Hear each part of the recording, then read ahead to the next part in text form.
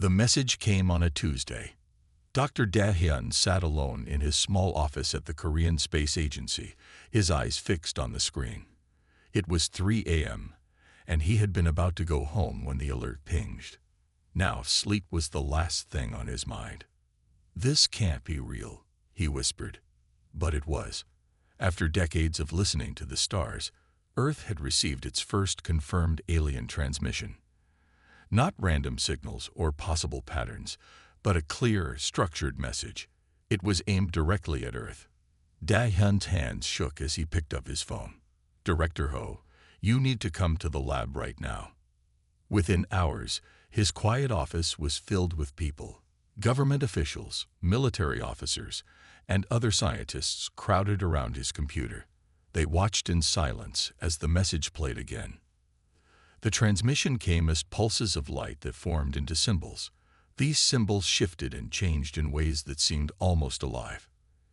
It had taken the computers only minutes to begin translating the basic parts. "They call themselves the Orcs," Dahyun explained. "They say they come in peace and wish to meet us." "How far away are they?" asked Director Ho. "Based on the signal strength, they're already in our solar system," Dahyun said. "Near Jupiter." The room went quiet again. By noon, the news had spread worldwide. Earth's leaders held emergency meetings. Some wanted to send a welcome message. Others warned of danger. In the end, curiosity won. A reply was sent, inviting the aliens to talk more. Dahyun didn't join the celebrations that filled the streets that night. Something in the message bothered him. He stayed in his lab, studying the alien language patterns. Most people only saw the main message, but Dahyun saw more. The Orcs language had layers. Behind the simple greeting was another message, hidden in the rhythm and tone. He couldn't fully understand it yet, but it made him uneasy. "You're seeing things that aren't there," Director Ho told him the next day. "This is the greatest moment in human history. Don't ruin it with paranoia." But Dahyun couldn't stop his work. When the Orcs sent another message 2 days later, he was ready. This time, they asked to build an embassy on Earth. They'd promised to share their advanced technology and help solve Earth's biggest problems. World leaders quickly agreed. Only Dahyun noticed the hidden patterns growing stronger. "Look at how these symbols pulse," he told his assistant, Young. "It's like they're scanning us while we read their message." Young shook his head. "You've been awake too long. Go home and rest." But Dahyun couldn't rest. Not when he found the third layer of the message, deeply hidden in mathematical patterns. This layer asked very different questions. How strong are Earth's weapons? Where are the major energy sources? What metals are most common? When he tried to share his concerns, no one listened. The world was too excited about meeting aliens to worry about hidden messages. "The Orcs will arrive in 6 months," announced the global response team. "We will welcome them as friends and begin a new chapter in human history." Dahyun looked out the window of his lab at the night sky. Somewhere up there, the Orcs were coming. Everyone thought they were coming to share and help, but Dahyun knew better. They were coming to take. And only he could see it. 6 months passed quickly. The world changed in that time. Countries that once fought each other now worked together. Everyone wanted to make a good first impression on the Orcs. Jisoo stood on the deck of a large ship in the Yellow Sea. The water was calm today. Perfect for the historic meeting. As Earth's chosen diplomat, she had studied everything known about the Orcs. It wasn't much. "They're here," someone shouted. Jisoo looked up. A bright light cut through the clouds. It grew larger and brighter until she had to shield her eyes. When she looked again, a huge ship hung in the sky. It was like nothing humans had ever built. The ship looked like crystal, with smooth curves that caught the sunlight. It seemed to change colors as it moved slowly downward. "It's beautiful," whispered an aide next to Jisoo. The ship did not land on the water as expected. Instead, it stopped about 10 feet above the waves. A bridge of light appeared, connecting the alien ship to the human vessel. Three tall figures walked across the light bridge. Jisoo took a deep breath and stepped forward to meet them. The Marocs were over 7 feet tall. Their skin was almost see-through, with a soft blue light pulsing beneath it. They had 4 arms and large dark eyes that seemed to take in everything at once. "Welcome to Earth," Jisoo said with a small bow. "I am Jisoo, speaking for all humans." The middle Marocs touched its chest with 2 hands. "I am Sunho, voice of the Marocs Council." Its words came out in perfect Korean, though its mouth barely moved. Later that day, at the first official meeting, the Marocs presented their gifts. They offered medicine that could cure most human diseases. They showed plans for clean energy systems. They promised to help end hunger with advanced farming methods. "Why are you helping us?" Jisoo asked Sunho during a private moment. The alien skin flashed with patterns of light. "The universe is vast and often harsh. Those who can help should help. It is our way." Jisoo nodded, but something felt off. "Tell me about your home world." Sunho's lights dimmed slightly. "It is far from here. Not important. We prefer to focus on Earth and its needs." Over the next few weeks, Jisoo met with the Marocs every day.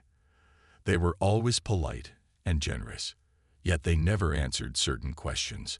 Where exactly did they come from? Had they visited other planets?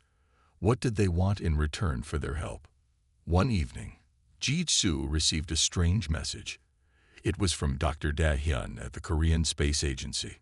She had heard about him, the man who found the first alien signal. "We need to meet," his message said. "Not in any government building. There's something wrong with the Marocs."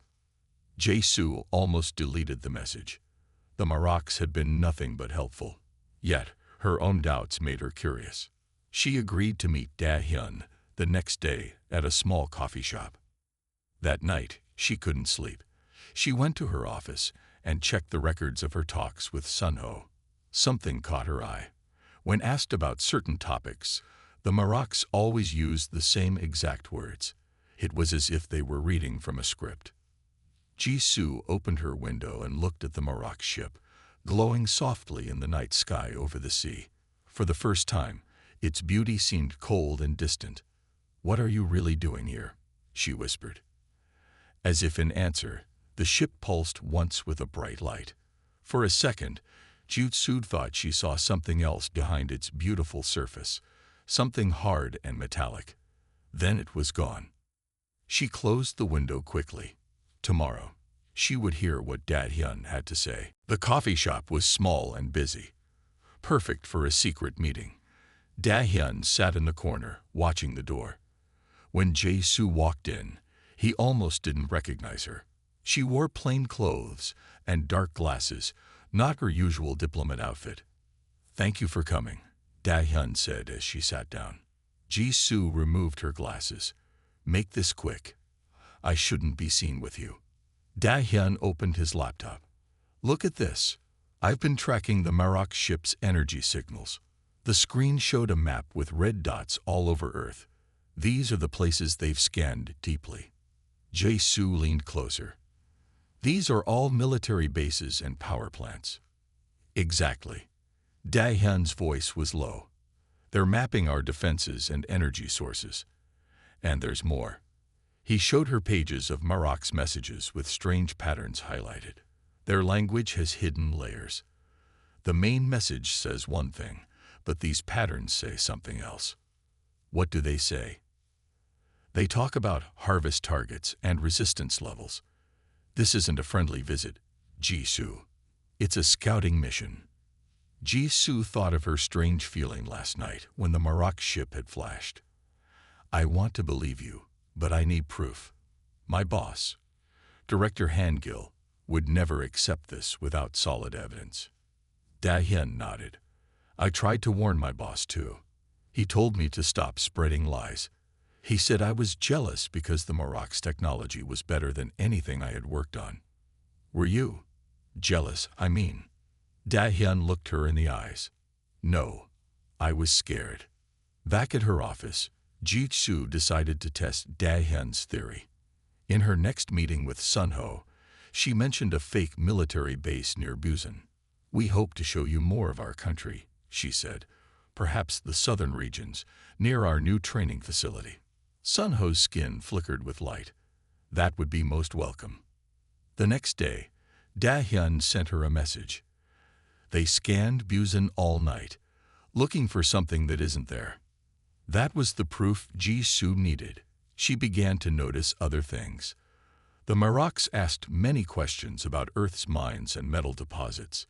They wanted to know about population numbers and food production. These weren't the questions of friends. They were the questions of planners. Ji-Su went to Director Han-gil with her concerns. He was a tall man with a hard face that rarely showed emotion. "You've been talking to that scientist, haven't you?" Han-gil said. "Da-hyun has filled your head with wild stories." "They're not stories," Ji-Su insisted. "The Marocs are planning something.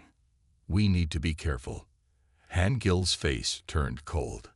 "The Marocs have given us medical cures that have already saved thousands of lives. Their energy technology will solve our climate crisis. And you want me to risk all that because of some feeling?" "Not a feeling. Evidence." "Enough." Han-gil stood up. "You are removed from the Marocs contact team. Go home and rest. I'll say you're sick." Ji-Su left the building in shock. As she walked to her car, her phone buzzed. It was from Da-hyun. "Meet me now. Emergency." When she arrived at his lab, Da-hyun looked pale. His hand shook as he showed her his computer. "I broke into their communication system," he said. "Look what I found." On the screen was a message from the Maroc ship to somewhere deep in space. The translation was rough, but clear enough. Earth assessment complete. Defenses minimal. Resources abundant. Native intelligence, not a threat. Recommend full harvest fleet deployment. Estimated arrival, 30 days.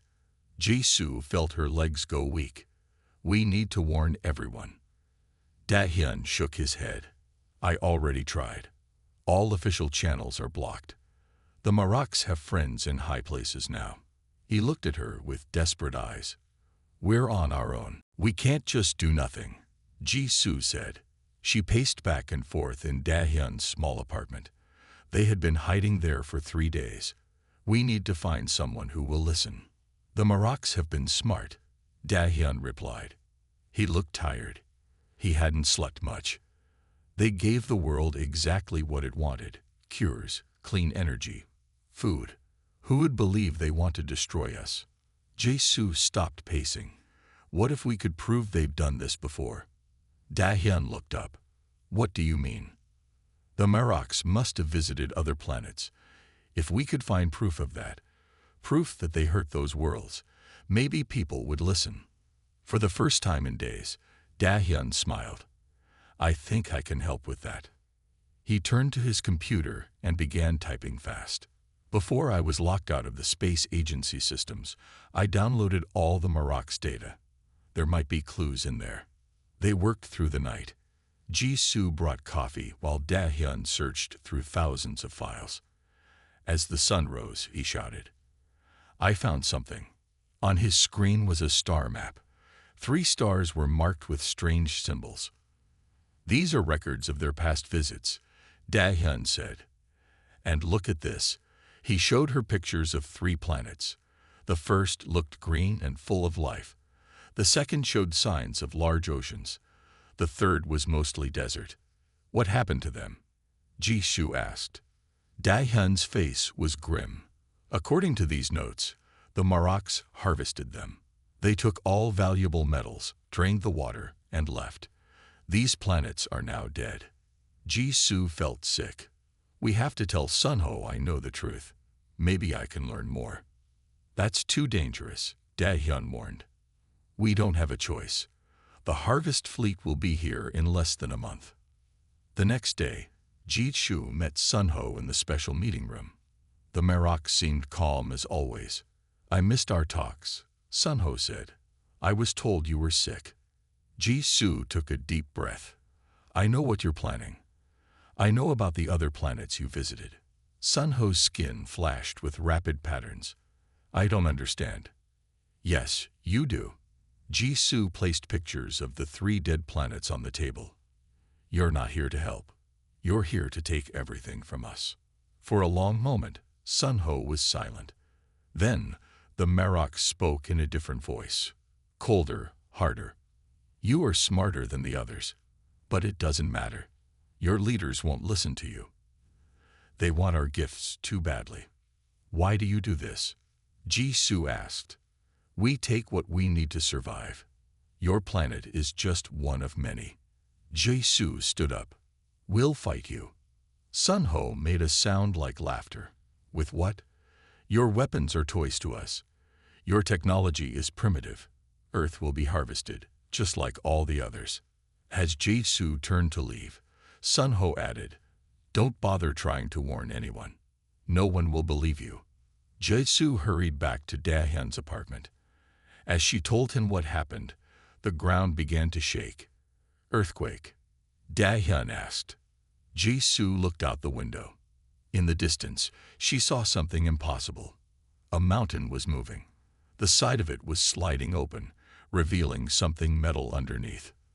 Their phones buzzed at the same time. A message appeared on both screens. Kami nano. Coordinate is follow. They looked at each other in shock. Who sent this? Jisoo asked. I don't know, Dahyun replied. But look at these coordinates. They lead to that mountain. Jisoo stared at the moving mountainside.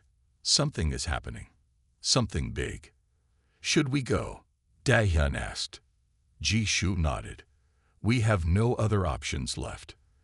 As they packed quickly, the ground shook again. All across the world, in places long forgotten, Earth was waking up. The drive to the mountain took 2 hours. Jisoo and Dahyun said little along the way. What was there to say? The world was about to end, and they were following a strange message to an opening mountain. This is crazy, Dahyun said as they parked at the base of the mountain. The ground still shook now and then. Who would build something inside a mountain? Someone who didn't want it found. Jisoo replied. They followed a path that had not been there the day before. It led to a large opening in the mountainside.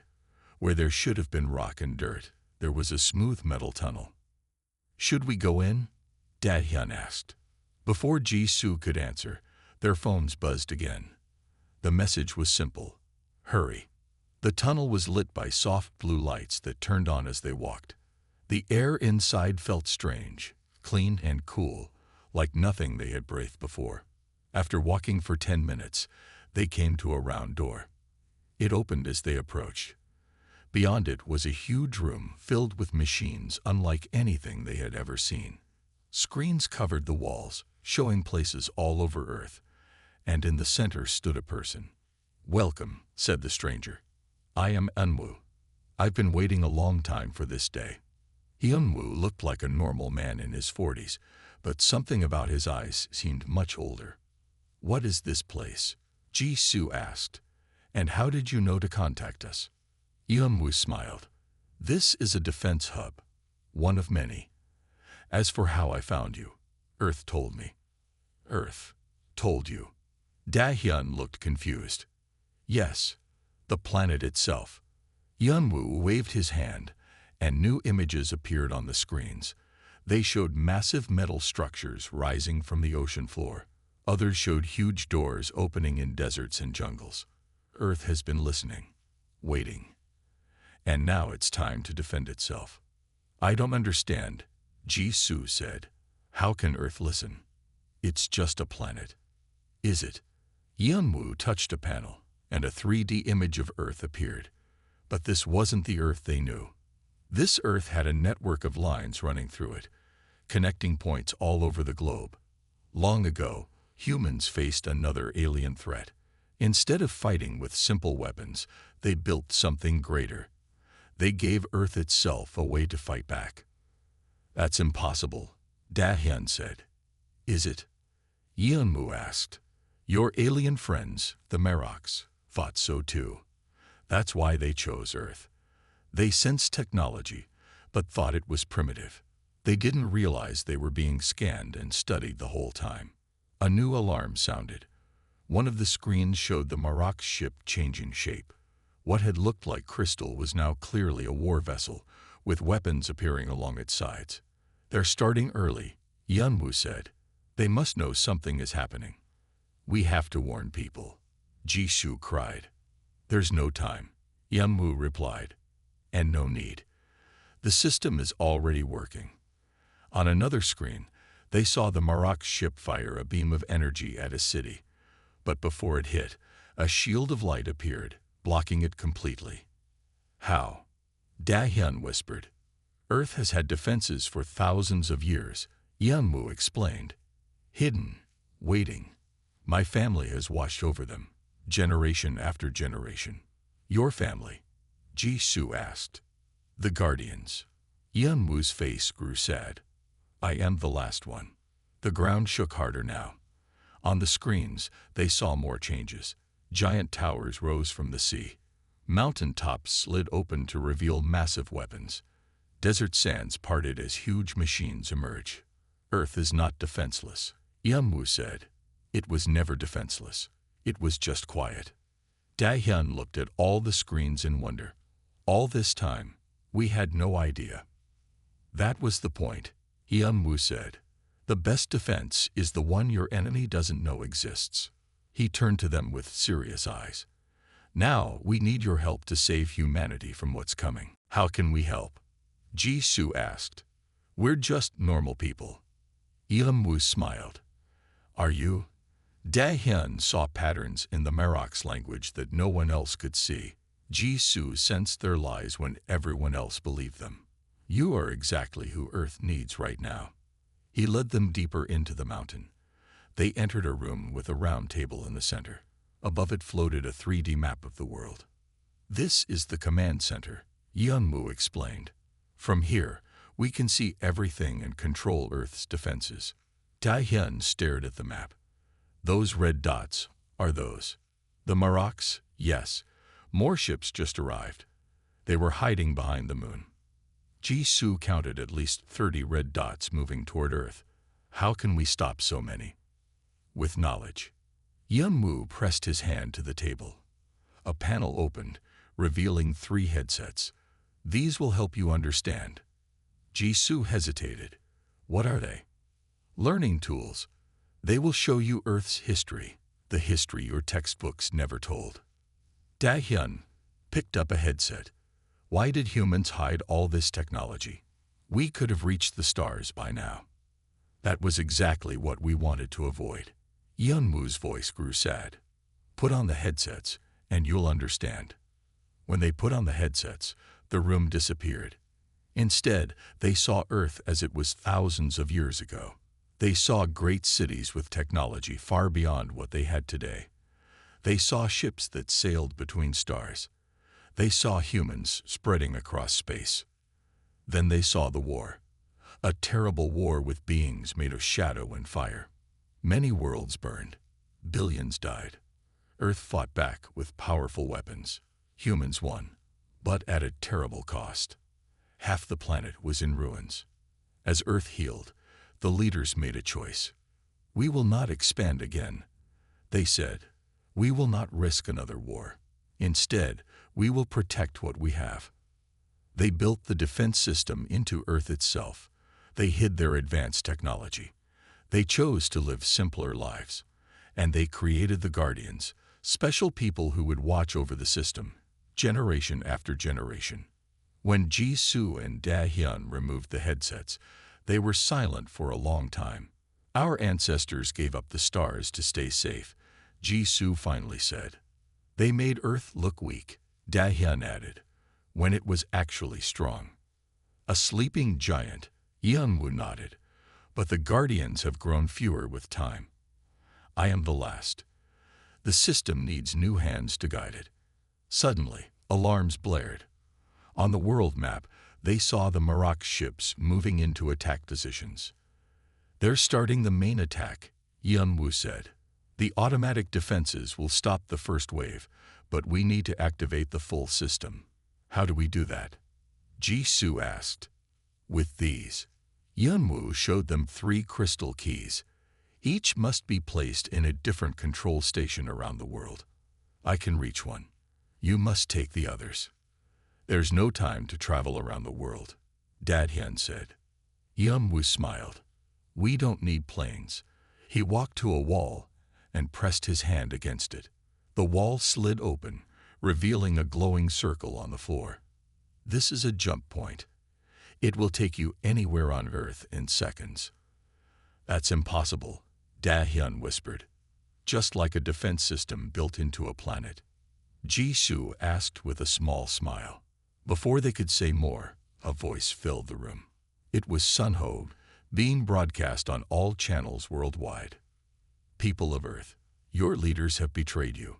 They knew we came to take your world, and they agreed to help us in exchange for their own safety. But now something is fighting back.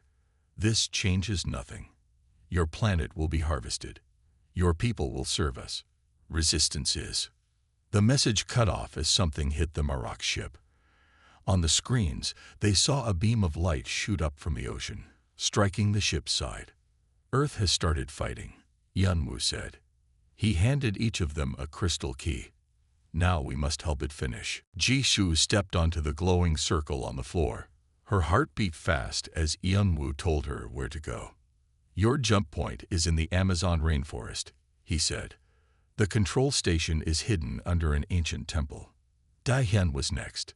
You'll go to Antarctica, Yunwoo told him. The station is deep beneath the ice.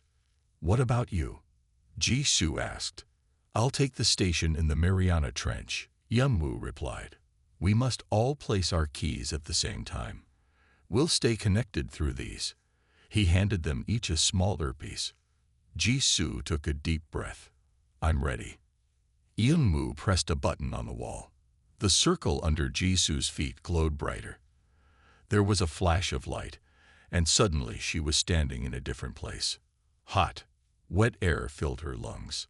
Tall trees surrounded her. She was in the Amazon. In her ear, she heard Dahyun's voice. It worked. I'm in Antarctica.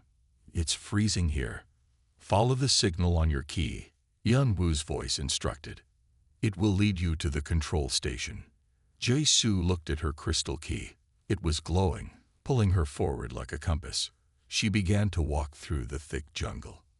After 10 minutes, she found the temple. It was old and covered in vines, but the door was made of the same metal as the mountain base. When she touched it with her key, it slid open silently. Inside, she found a small room with a pedestal in the center. The pedestal had a slot shaped exactly like her key. I found the control station, she reported. Me too, Dahyun said. Good, Yunwoo replied. I'm approaching mine now, but we have a problem. On a screen on the wall, Jisoo could see what was happening around the world. The Marok ships were firing at Earth cities. Most shots were blocked by shields, but some got through. Buildings fell. People ran in fear. The Maroks know what we're doing, Yunwoo said. They're attacking harder to stop us. Then Jisoo heard a new voice in her ear. It was Sunho. Hello Jisoo, the Marok said. Did you think we wouldn't track you? We know about the defense system now. We know about the 3 keys. Jisoo felt cold fear. How did you get on this channel? Your Earth technology is impressive, but not impossible to break, Sunho replied. Listen carefully. Stop what you're doing, or we will destroy everything. You're going to destroy everything anyway, Jisoo said. That's what you do. You harvest worlds until nothing is left. There was a pause. Then Sunho spoke again, but his voice sounded different. Softer. Not all of us agree with this plan. What do you mean? Jisoo asked. Some of us believe what we do is wrong. We have been fighting from within, trying to change our ways. I am one of them. Jisoo didn't know whether to believe him. Prove it. I can tell you their weakness, Sunho said. The Marok ships are connected. They share power. If you target the main ship, the one I am on, the others will be disabled for 2 minutes. Dahyun's voice cut in. How do we know this isn't a trick? You don't, Sun Ho admitted. But what choice do you have? Jisoo thought quickly. Yeonwoo, can the defense system target just one ship? Yes, Yeonwoo replied. But we need the full system active to do it. Then we stick to the plan. Jisoo said. We place the keys at the same time, activate the full system, and target the main ship. If Sun Ho is lying, Dahyun began. Then we still fight with everything we have, Jisoo finished. Are we ready? Ready, Dahyun said. Ready, confirmed Yeonwoo. On my count. 1, 2, 3. Jisoo pushed her key into the slot. The room filled with bright light. The ground shook. All around the world, Earth's full defense system came to life. The real battle for Earth had begun. The moment all 3 keys locked into place, the world changed. Jisoo felt it first as a deep hum that seemed to come from the Earth itself. The walls of the ancient temple glowed with symbols she somehow understood, though she had never seen them before. It's working, Yeonwoo's voice said in her ear. The full system is online. On the wall screen, Jisoo watched as the Marok ships moved closer to Earth. They formed a circle, weapons pointed down at major cities across the globe.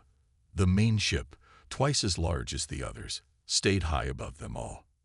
They think they have us trapped, Dahyun said. They don't know what's coming. Yeonwoo's voice was calm but firm. We need to target the main ship now. Jisoo, your station controls the targeting system. There should be a panel rising from the floor. Jisoo turned to see a metal panel sliding up from the stone floor.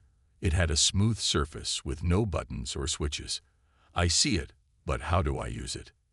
Place your hands on it. The system will recognize you. Jisoo put her hands on the cool metal. Immediately, the panel lit up with a map of the sky. She could see all the Marok ships clearly.